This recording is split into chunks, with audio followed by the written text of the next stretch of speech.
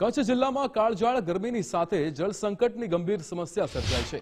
Bhuj પાસેનો Rudramata dam અત્યારે તળિયા ઝાટક થઈ જતા ખેડૂતો અને પશુપાલકોની ચિંતામાં મોટો વધારો થયો છે।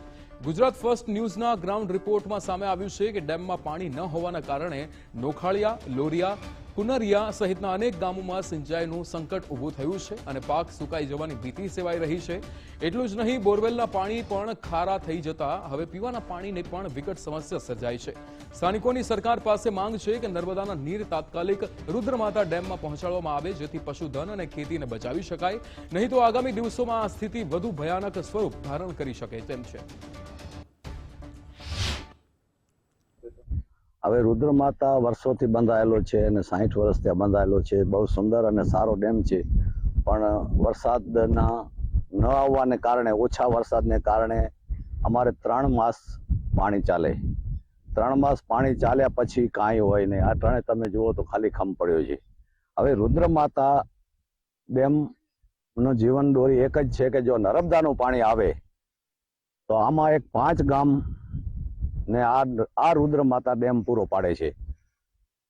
કુનરિયા, નોખાનિયા, લોરિયા, સુમરાસર અને ઢોરી, એમાં હજારોની સંખ્યામાં પશુધન છે અને લાખો હેક્ટર જમીનનું આ પાલનહાર છે।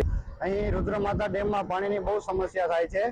અહીં વરસાદના ટાઈમે 2 થી 3 મહિના માટે પાણી હોય છે, બાકી પાણી હોતું જ નથી। આજુબાજુના 5-6 ગામડાઓ આવે છે। અહીં ત્યાંના ખેડૂતોની પરિસ્થિતિ ખૂબ જ કપરી થઈ જાય છે પાણીના હિસાબે।